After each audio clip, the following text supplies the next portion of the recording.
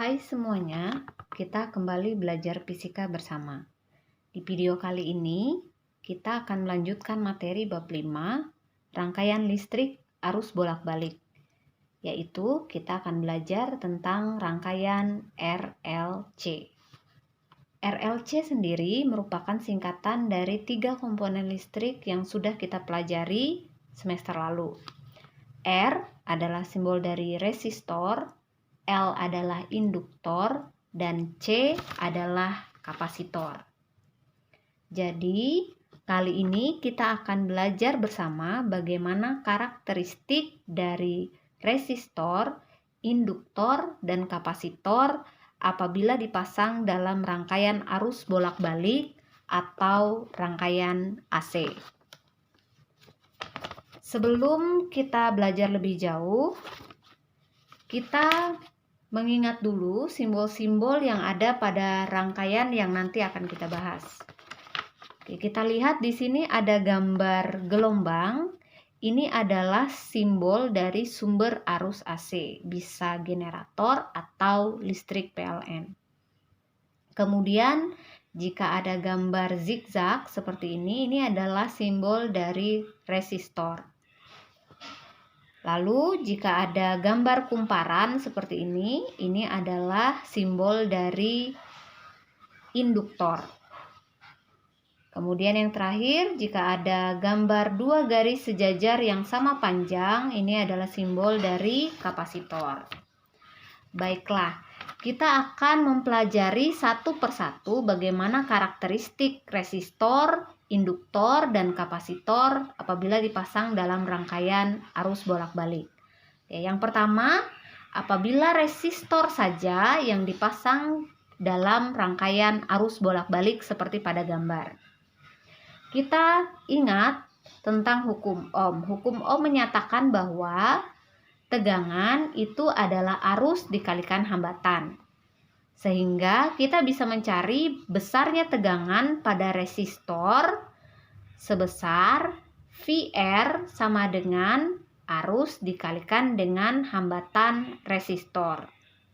Dengan VR itu adalah tegangan resistor yang satuannya volt, I itu adalah kuat arus satuannya ampere, dan R adalah hambatan dari resistor satuannya ohm.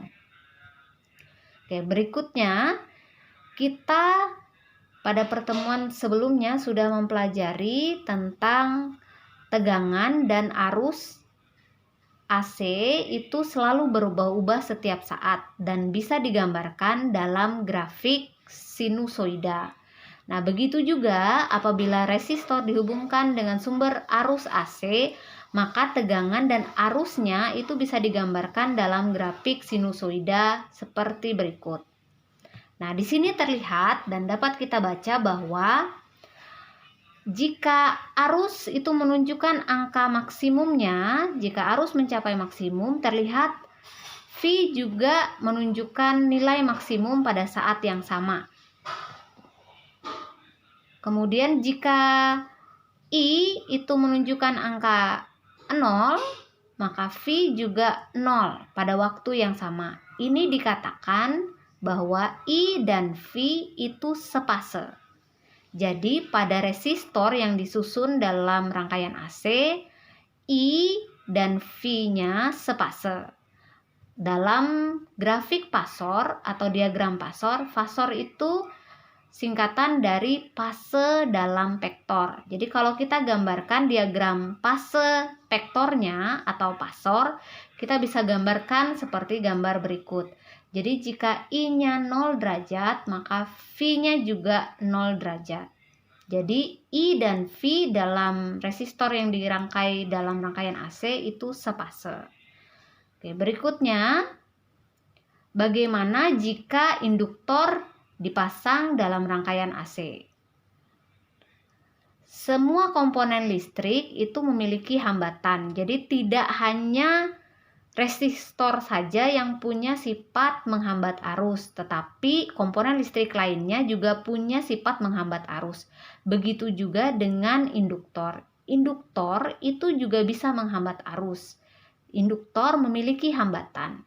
Hambatan pada induktor disebut dengan reaktansi induktif yang disimbolkan dengan XL. Yang dirumuskan, XL itu adalah omega dikali dengan L. Kita juga bisa mencari tegangan pada induktor dengan hukum Ohm. Hukum Ohm tadi tegangan sama dengan arus dikalikan hambatan. Jadi tegangan pada induktor itu adalah kuat arus dikalikan dengan hambatan pada induktor atau reaktansi induktif. VL sama dengan I dikali XL. Keterangannya, VL itu adalah tegangan induktor, satuannya volt, I itu adalah kuat arus, satuannya ampere, XL itu hambatan induktor, satuannya ohm, omega adalah kecepatan sudut, satuannya radian per sekon, dan L adalah induktansi induktor yang satuannya Henry. Nah, sekarang bagaimana karakteristik dari tegangan dan arus pada induktor yang dipasang pada rangkaian AC? Bisa digambarkan dalam bentuk grafik tegangan dan arus pada induktor seperti gambar berikut. Terlihat pada saat V-nya mencapai nilai maksimum yaitu sin 90 derajat, itu I-nya 0. Begitu juga pada saat I-nya maksimum atau 90 derajat, V-nya sudah mencapai 180 derajat. Jadi bisa dikatakan bahwa V itu mendahului I sebesar 90 derajat. Jadi bisa kita gambarkan diagram pasornya seperti berikut. Ketika I itu menunjukkan 0 derajat, V itu sudah mendahului 90 derajat dari I. Oke. Kemudian bagaimana apabila kapasitor dirangkai dalam rangkaian AC? Seperti juga induktor, kapasitor juga memiliki hambatan yang disebut dengan reaktansi kapasitif atau XC. Yang dirumuskan, XC itu adalah 1 dibagi dengan omega C. Jadi kalau XL itu omega L, kalau XC 1 per omega C. Jadi ada 1 pernya. Nah, sehingga kita bisa mencari berapa besar tegangan pada kapasitor dengan hukum Ohm. VC sama dengan I dikali XC. Jadi tegangan pada kapasitor itu adalah kuat arus dikalikan dengan reaktansi kapasitif atau hambatan pada kapasitor. C itu adalah kapasitas kapasitor yang satuannya farad. Nah, bagaimana karakteristik tegangan dan arus pada kapasitor yang dirangkai dalam rangkaian AC? Bisa digambarkan grafiknya seperti berikut.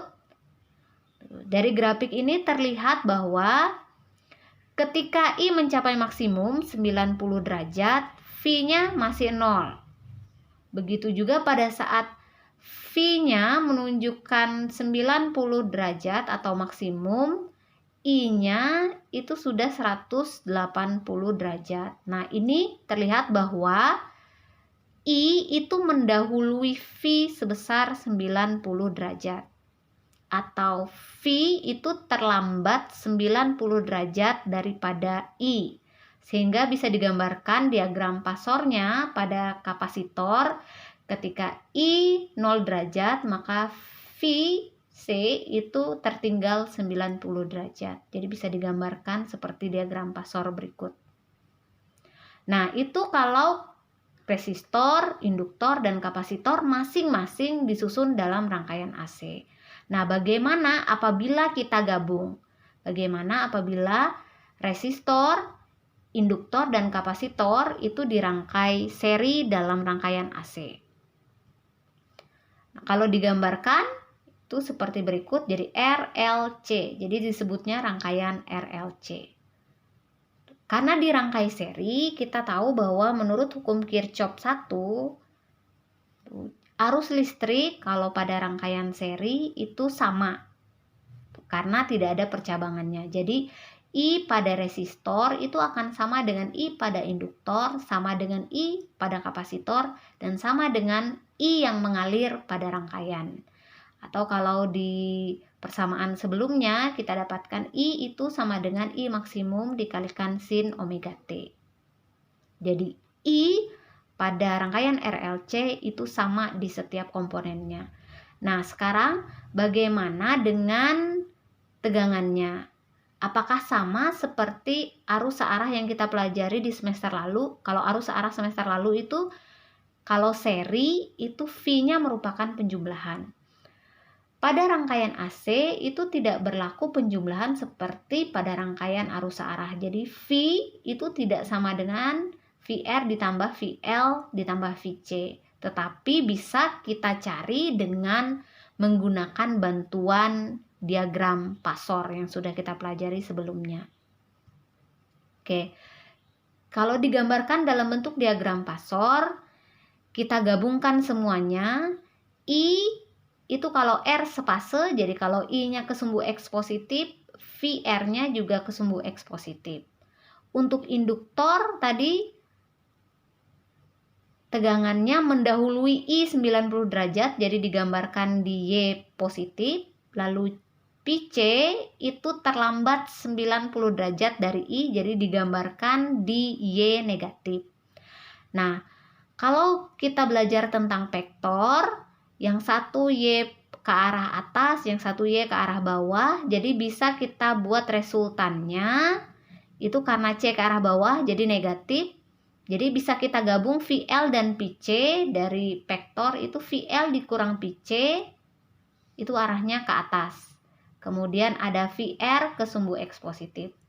Nah, kita bisa mencari jumlah atau total tegangan dari VL, VC, dan VR itu dengan V dengan menggunakan diagram vektor jajar genjang. Nah, sehingga bisa kita dapatkan dari rumus Pitagoras mencari V total itu adalah akar dari VR kuadrat ditambah dengan VL dikurang VC kuadrat. Sudut fase yang dibentuk antara tegangan dan arusnya sumbu X positif, kemudian ada V yang dibentuk, ada sudut fasenya itu tangannya tan desa, depan dibagi miring, berarti depan sudutnya VL dikurang VC, kemudian sampingnya adalah VR, jadi tan desa, depan samping gitu ya. Jadi V-nya akar VR kuadrat plus PL dikurang VC kuadrat, kemudian sudut fasenya bisa dicari dengan rumus tangan, VL dikurang PC dibagi VR. Nah, itu untuk tegangan. Nah, sekarang sifat rangkaiannya seperti apa? Sifat rangkaian pada rangkaian RLC itu ada 3. Kalau rangkaiannya bersifat induktif, itu berarti tegangan induktor itu lebih besar daripada tegangan kapasitor. Ketika tegangan induktor lebih kecil daripada tegangan kapasitor, arahnya jadi negatif, rangkaiannya bersifat kapasitif. Nah, bagaimana kalau tegangan induktor sama dengan tegangan kapasitor? Rangkaiannya jadi bersifat resistif atau kita kenal dengan resonansi. Nah, peristiwa resonansi itu akan kita pelajari di video berikutnya. Nah, itu sifat rangkaian. Kemudian pada rangkaian RLC juga kita kenal ada yang namanya impedansi. R punya hambatan, L punya hambatan, dan C punya hambatan. Impedansi itu adalah hambatan total pada rangkaian RLC. Disebutnya impedansi, simbolnya Z. Nah, Z itu adalah tegangan total dibagi dengan arus totalnya.